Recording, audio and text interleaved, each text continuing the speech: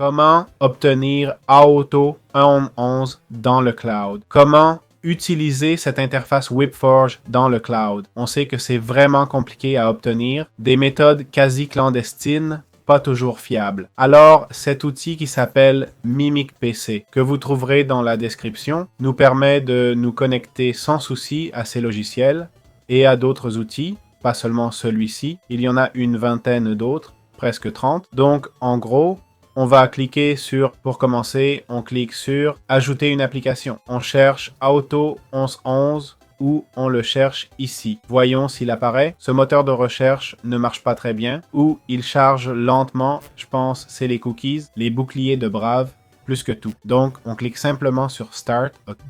Pour lancer l'application, on aura une coche verte pour la meilleure version et Latest indique que c'est la dernière version. Donc, comme vous le voyez, on a 3 versions disponibles. On prend celle qui est déjà par défaut et on peut choisir le type de serveur qu'on veut. Si on veut un serveur à 0,25 centimes l'heure qui utilise essentiellement la méthode bargain, qui fait que quand les ressources sont suffisantes, le serveur fonctionnera. Il y a une petite chance d'être interrompu. C'est le coût. On paye la moitié du prix. Mais on a moins de priorité qu'au prix plein. On peut aller de 16 VRAM à 48 VRAM. C'est énorme. Ici, on peut configurer la durée souhaitée. On commence avec 50 centimes de solde. Disons que je veux commencer 1 heure et dépenser seulement ces 25 centimes. On mettrait 1 heure et 0 minutes ici. Ensuite, on aurait l'extension automatique ou des options pour arrêter ou prolonger le processus d'utilisation de cet outil.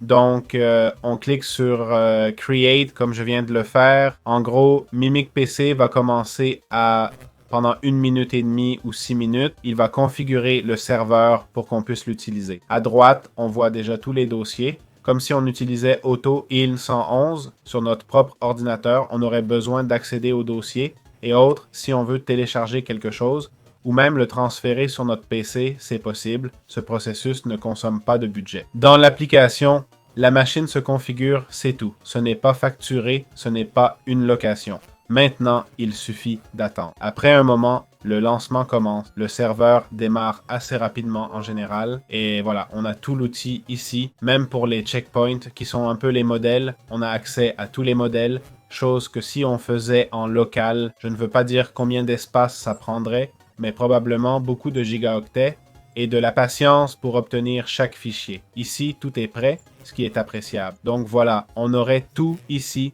Text to image, image to image, les espaces, tout. Voilà comment fonctionne cet outil. On appuie sur Stop et c'est tout.